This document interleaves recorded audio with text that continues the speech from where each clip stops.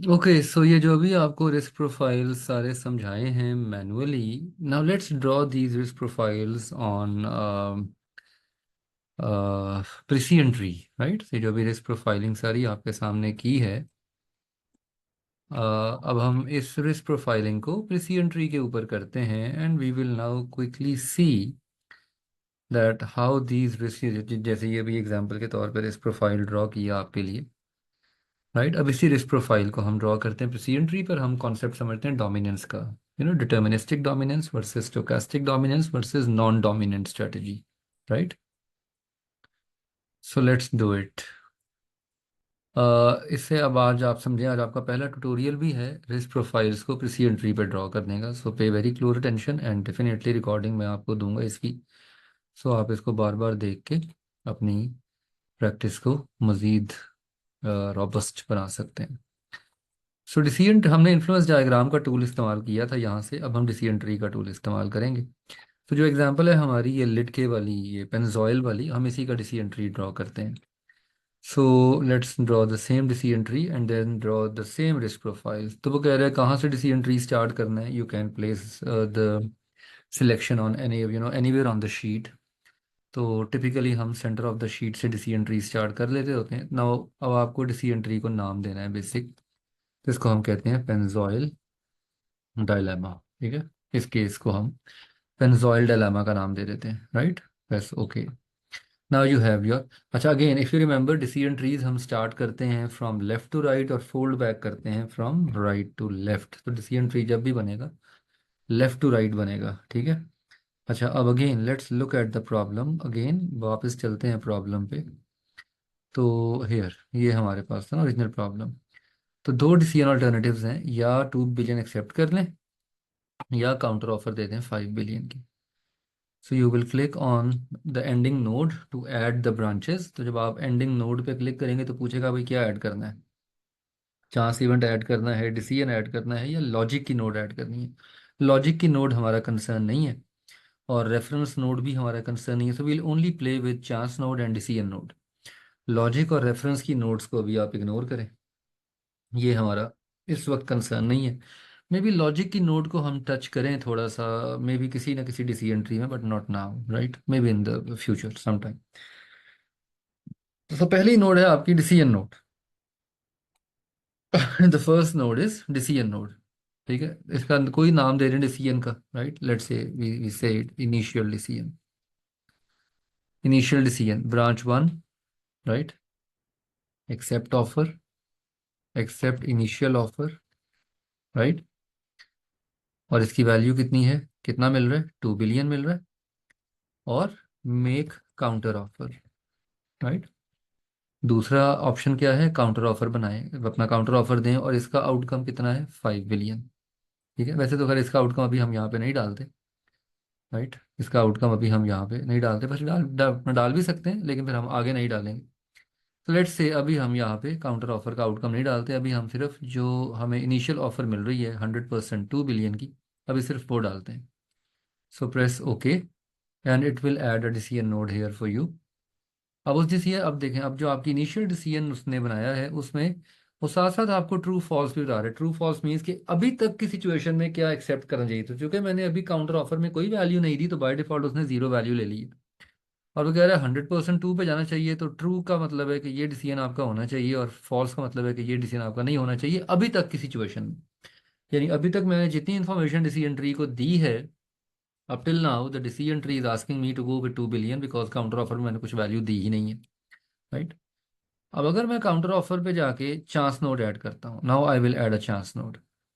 अब chance node का नाम क्या है, लेट्स से टेक्सको रिएक्शन। टेक्सको का रिएक्शन क्या होगा मेरी काउंटर ऑफर पे।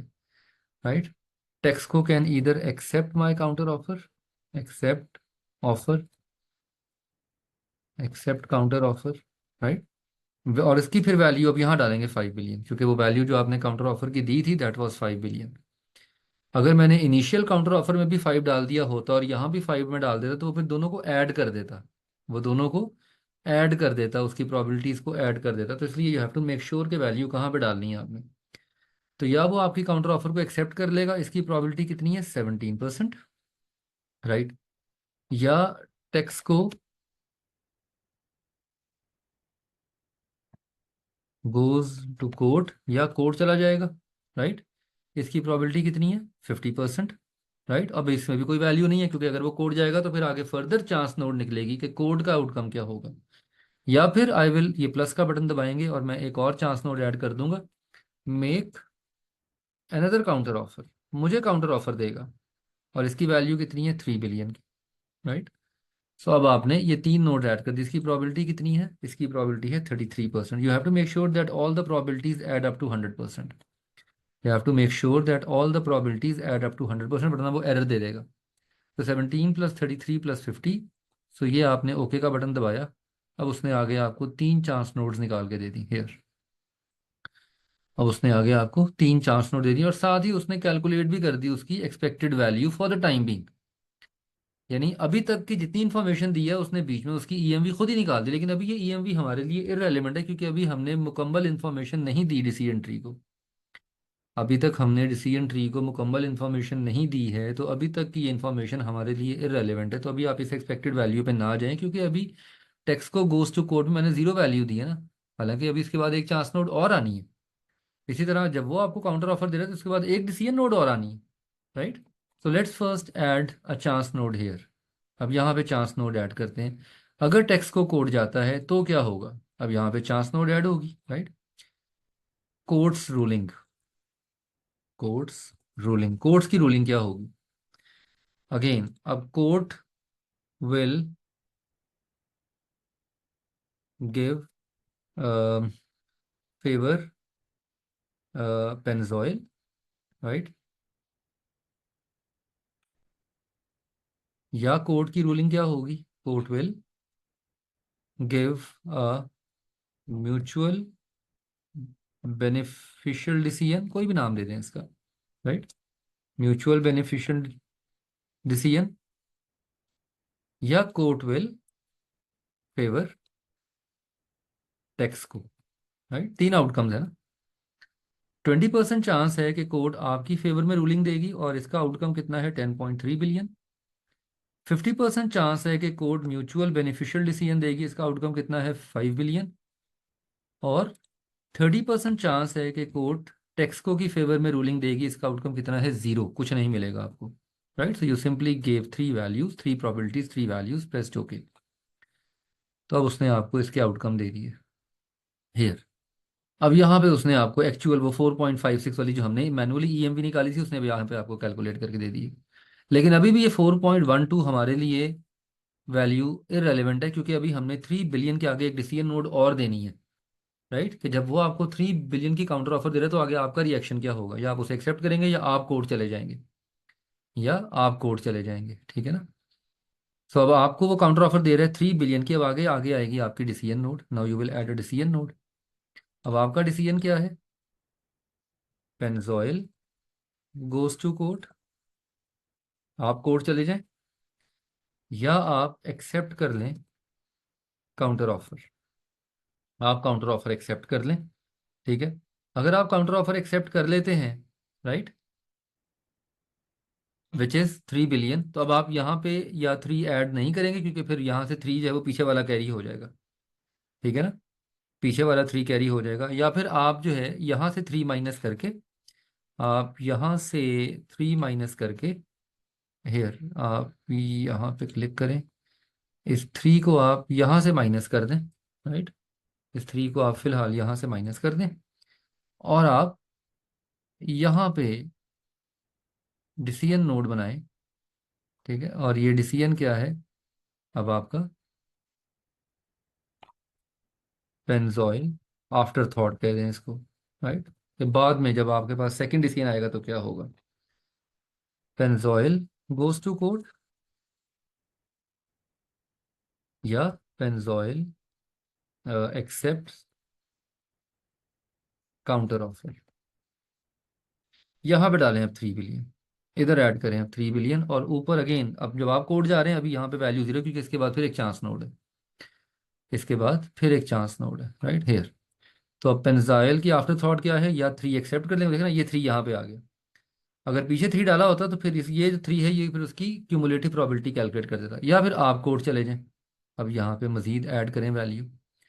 अब यहाँ पे अगेन चांस है, और उस चांस को अब आप क्या कर सकते हैं, अच्छा इसकी अब यहाँ से इस नोड को कॉपी करें राइट क्लिक करके, कॉपी सब ट्री, और एज सिंपल एज दैट आप इस नोड के आगे इसको पेस्ट कर दें, जिंदगी आसान करें। आप सब ट्री को कॉपी पेस्ट भी कर सकते हैं, राइट। आप सब ट्री को लें, ये हमारा डिसीजन ट्री पूरा हो गया। और अगर आप इस डिसीजन ट्री को कंपेयर करें, 4.56, 4.56, 4.63, and now your true decision is to go with 4.63, which is making a counter offer. And once you make a counter offer, you will not accept 3 billion, you will go with the quote। वही decision tree जो हमारा यहाँ बना था, ये exactly same decision tree अब आपको नजर आ रहा है यहाँ पे। Here if you can just look at it, मैं इसको थोड़ा और जूम आउट कर दूं, आप अपनी स्क्रीन पे इसको जूम इन करके फिर देख सकते हैं। तो ये हमारा एक्चुअल डिसीजन ट्री है, like this I guess it is here. लें जी, यहाँ पे अब ये पूरा कैप्चर हो रहा है, थोड़ा सा और जूम आउट कर देता हूँ। लें जी, ये पूरा अब यहाँ कैप्चर हो रहा है हेयर। देख लें आप इस स्क्रीन को इस स्क्रीन के साथ कंपेयर करके देख लें, 100% same, right? So this is how you make your initial decision tree, and this is how you add chance nodes and your decision node. Now you have to be very careful that where you are going to add the value. Normally values हम add करते हैं towards the last branch, जो end branch होती है वहाँ हम value add करते हैं, ठीक है, ताकि फिर वो वैल्यू जो है वो वहीं से एक्यूमुलेट होके पीछे आए। इनसे अगर आप यहाँ भी लेट से अगर आप 3 यहाँ पे भी ऐड कर दें, अगर आप 3 यहाँ पे भी ऐड कर दें, और 3 आप फिर यहाँ पे भी ऐड कर दें एक्सेप्ट काउंटर ऑफर में, राइट, सो इट वुड, या तो फिर आप एक्सेप्ट काउंटर ऑफर में यहाँ पे कुछ ना ऐड करें, सिंपल एक्सेप्ट काउंटर ऑफर और आगे वैल्यू 0 रख दें, और 3 पीछे ऐड कर दें, तो भी एक ही बात है। For example I add 3 here, मैं यहाँ 3 ऐड करता हूँ, राइट। अभी देखेंगे उसने 3 + 3 6 कर दिया, और मैं यहाँ से 3 माइनस कर देता हूँ, मैं यहाँ से 3 को माइनस कर देता हूँ, राइट, तो भी सेम रहेगा हेयर, हेयर, तब भी वो 3 दिखाएगा और तब भी आपका डिसीजन जो है वो। लेकिन अगर आप 3 यहाँ ऐड करेंगे तो वो फिर उसकी प्रोबेबिलिटी को पीछे कैलकुलेट कर देगा। नहीं देखो, उसने डिसीजन चेंज कर दिया आपका, या एक्चुअली चेंज द डिसीजन इसी, उसने आपका, उसने ईएमवी जो है वो आपकी चेंज कर दी। तो you have to make sure. तो ये 3 की जगह चेंज करने से एक्चुअली फ़ायदा नहीं हुआ, चाहे इनिशियली थॉट के शायद फ़र्क पड़ जाए, लेकिन नहीं फ़र्क पड़ा ना। 3 की वैल्यू चेंज करने से आपको फ़र्क नहीं पड़ा, तो आपको 3 जो है वो यहाँ पे डालना है, आपको 3 की वैल्यू यहाँ पे देनी है, तब वो आपको ट्रू पिक्चर दिखाएगा, राइट। तो you have to make sure कि आपने वैल्यूज कहाँ डालनी है, ये हम इंशाल्लाह प्रैक्टिस से मजीद इसको देखेंगे। ओके, नाउ लेट्स कैलकुलेट और let's draw the risk profiles. अब इसकी जाते हैं रिस्क प्रोफाइलिंग के अंदर। You will go to decision analysis button, you will click on risk profile. अच्छा, जो प्रिसिजन ट्री रिस्क प्रोफाइल्स आपको ड्रॉ करके देता है वो हमेशा इनिशियल डिसीजन, यानी किसी एक डिसीजन नोड की ड्रॉ करके देगा, आप मल्टीपल डिसीजन नोड की रिस्क प्रोफाइलिंग नहीं कर सकते, राइट। आप किसी एक डिसीजन नोड की रिस्क प्रोफाइलिंग करते हैं, आपसे क्लिक करेंगे तो आपसे पूछेगा कि बताएं आपको किस नोड की रिस्क प्रोफाइलिंग करनी है। तो आप कहेंगे जी एंटायर मॉडल की करनी है। एंटायर मॉडल मीन्स के जो आपका ये वाली डिसीजन नोड है वो सिर्फ इसको पकड़ेगा। क्या क्या चाहिए आपको, प्रोबेबिलिटी चार्ट चाहिए, क्यूमुलेटिव चार्ट चाहिए, आपको स्टेटिस्टिकल समरी भी निकाल लें, और आप इसको नई वर्कबुक में प्लेस कर सकते हैं। ये ना करें वरना वो फिर बार बार नई फाइल बनाएगा, आप इसको ये इसकी नई वर्कशीट में ऐड कर देगा आपके लिए। तो इसको अनचेक कर दें, वरना उतनी फाइल्स आपके लिए बनाना मुश्किल हो जाएगा, सेव करना मुश्किल हो जाएगा, राइट। सो यू आपका डिसीजन क्या है, शीट 1 पे है अपना डिसीजन ट्री। स्टार्टिंग नोड आपकी एंटायर मॉडल है, हेयर एंटायर मॉडल, राइट, पूरे मॉडल का। लेकिन वो पूरे मॉडल में सिर्फ इनिशियल डिसीजन नोड की प्रोफाइलिंग करेगा आपके लिए। As soon as you will press okay, it will add couple of sheets for you here. यहाँ पे ये 2-3 शीट्स ऐड कर देगा आपके लिए, राइट ना। सी पहली शीट है आपकी सिंपल इंडिविजुअल प्रॉब्लम, यानी एक सिंगल चार्ट के ऊपर, मैं इसको जूम करूँगा आपके लिए, एक सिंगल चार्ट के ऊपर वो आपको दिखा देगा हेयर 24.9%।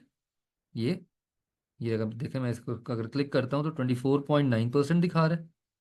इस पर क्लिक करता हूँ तो 58, खैर वो उसके पीछे चूंकि वो प्रिसिजन ट्री का वो वाटर मार्क आ रहा है तो यहाँ से वैल्यू नहीं पिक कर रहा। खैर अगर मैं इस पर क्लिक करता हूँ तो 16.6%, वही वैल्यूज़ जो हमने यहाँ कैलकुलेट की थी, एग्जैक्टली वही वैल्यूज़ जो हमने यहाँ पे कैलकुलेट की थी हेयर, ये ये देखें सेम वैल्यूज है, ठीक है। चलिए यहाँ से देख लेते हैं, ये सेम वैल्यूज है, ये 24.9, 58.5 एंड 16.6 सेम वैल्यूज दिखा रहा है आपको यहाँ। अच्छा, अब इसका क्यूमुलेटिव चार्ट देखें, हेयर इट इज, ये आपका क्यूमुलेटिव चार्ट है, exactly the same chart which I drew for you manually here, exactly same chart जो मैंने आपके लिए ड्रॉ किया था, ये राइट। टू, ये वाली वैल्यू यानी जो टू है, जो 2 मिलियन है, उसकी 100% प्रोबेबिलिटी और एक्सटेंडेड अप टू हेयर, और उसके बाद जो रिमेनिंग 3 आउटकम्स हैं वो extended up to here, right. तो उसने क्यूमुलेटिव प्रोबेबिलिटी चार्ट भी आपको बना के दे दिया, ये देखें 2 बिलियन मिलने की प्रोबेबिलिटी 100% है, और बाकी तीनों वैल्यूज को उसने क्यूमुलेट कर दिया, 24.9 plus 58.5 that makes it 83.4 plus 16.6 that makes it 100%, right. Blue bar accept initial offer of 2 billion, red bar make counter offer, और काउंटर ऑफर की ये आपके सामने सिचुएशन आ रही है। This is the situation where you have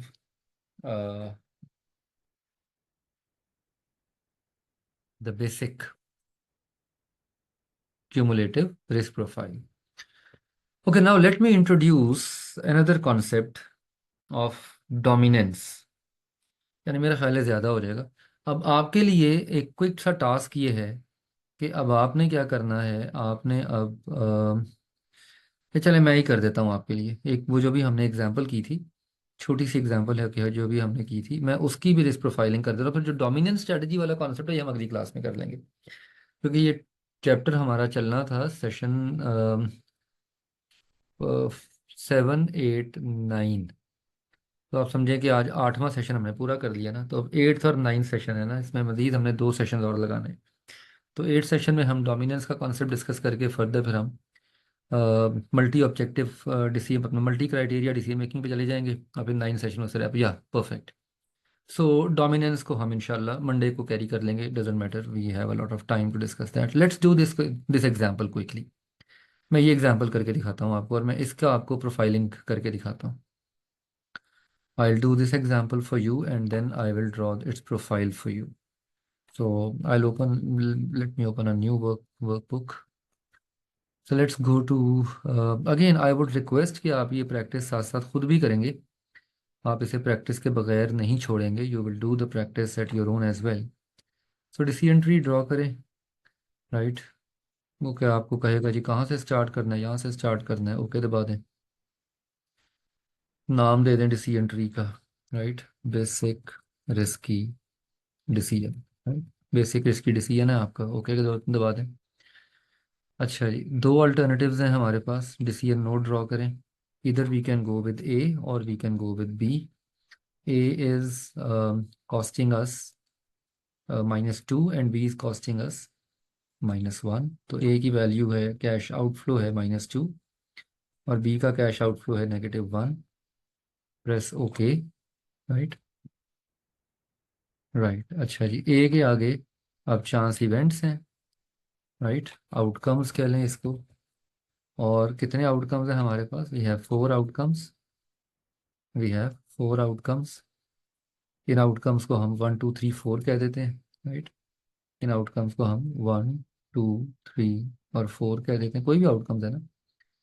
1 की probability कितनी है, 10%, 10, 20, 60 एंड 10, सो 10, 20, 60 एंड 10।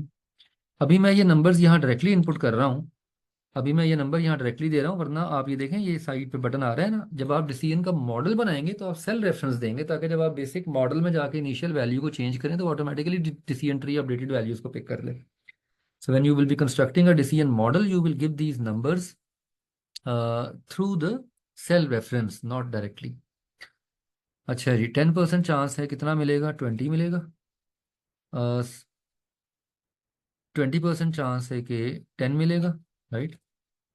60% चांस है कि 0 मिलेगा, और 10% चांस है कि आपको -10 मिलेगा। 10 लूज करेंगे आप। As soon as you press okay you will get the branches, and वो नेट पे ऑफ्स आ गए 18, 8, -2, -12 जो मैंने यहाँ आपके लिए कैलकुलेट किए थे हेयर, 18, 8, -2, -12। और चूंकि आउटकम बी का भी बिल्कुल सेम आउटकम है, मतलब बिल्कुल सेम चांस इवेंट्स हैं आउटकम बी के भी, तो सिंपली कॉपी करें सब ट्री को और पेस्ट कर दें सब ट्री को, राइट। सिर्फ उसका इनिशियल आउटफ्लो जो आउटले था, यानी जो कैश आउटफ्लो था, वो फर्क था ना, बाकी तो आउटकम सारे सेम थे। तो आउटकम कितना आया? 19, 9, -1 and -11, right. Let's go to the risk profile. Risk profiling करते हैं। अब अगेन मैंने जो पहले मैनुअल प्रोफाइलिंग की थी आपके लिए, पहले मैं आपको वो आपके सामने खोल दूं। The manual profile that I drew for you here. तो मैंने पहले ये 4 लाइनें बनाई थी आपके लिए अलग अलग, और फिर मैंने इनको क्यूमुलेटिव प्रोफाइल में आपके सामने प्रेजेंट किया था, राइट। लेट्स सी कि इसकी रिस्क प्रोफाइलिंग कैसे आती है। एंटायर मॉडल की प्रोफाइलिंग करनी है, राइट। स्टेटिस्टिकल समरी दे दे, अलग वर्कबुक में ना प्लेस करे, इंडिविजुअल प्रोबेबिलिटी चार्ट्स भी दे और क्यूमुलेटिव चार्ट भी दे। Press okay, and now it will give you 3 different worksheets where different profiles. So here, so ये देखें, -12, -11 here, ये देखें, ये -11 और ये -12, 10%। ये -18 और ये -9, सॉरी, -2 और -1, 60% चांस। ये 8 और 9, 20% चांस। और ये 18 और 19, 10% चांस। क्यूमुलेटिव प्रोफाइल देखें, here it goes, this is how the cumulative profile goes. वैसे कितनी खूबसूरत प्रोफाइल उसने ड्रॉ की है। अब ये प्रोफाइल भी एक मैसेज दे रही है हमें डोमिनेंस के मुतालिक। This is actually stochastic dominance, ये स्टोकेस्टिक डोमिनेंस है।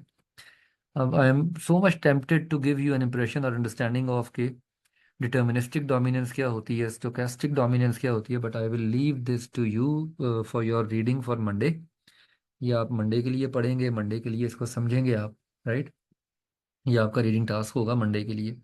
So for now, let me just sum it up. What we did, we drew the basic decision tree in Precision Tree, and we understood initially manually, and then on Precision Tree how to draw risk profiles, right?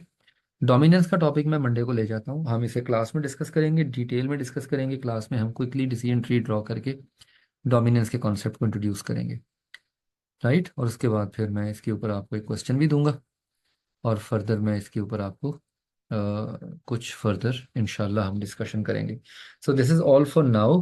I will be uploading both videos on LMS as well as I will be sharing them and on your WhatsApp group as well. Mumna, कुछ समझ आई वैसे आपको, because you were there throughout the discussion, तो I hope that it was something useful, something fruitful. Yes sir, समझ आ गई है सर। एक क्वेश्चन था कि जी। जो आपका रिटन सीपी है उसके बारे में हाँ, पूछना था कि वो किससे रिलेटेड या होगा। वो प्रिसिजन ट्री पे होगी ना। अब आप इसकी थोड़ी सी प्रैक्टिस करें, कल का दिन लें। आपको मैं एक लिमिटेड ओके टाइम दूंगा और मैं आपको एक टास्क दूंगा जो आपको इंस्टेंटली प्रिसिजन ट्री पे सॉल्व करके अपडेट करना, अपना अपलोड करना होगा LMS के ऊपर, उसकी फाइल। Okay so just do okay some sir, thank you practice. So I much. I be giving you a timed window जिसमें आप प्रिसिजन ट्री बना के अपने लॉगिन से उसे अपलोड करेंगे, ठीक है। Okay sir. Okay great, thank you, see you tomorrow, mean see you on Monday. But CP का टास्क मैं कल दूंगा आपको इंशाल्लाह। ओके बेटा, अल्लाह अल्लाह हाफिज, हाफिज़ सर। All the best.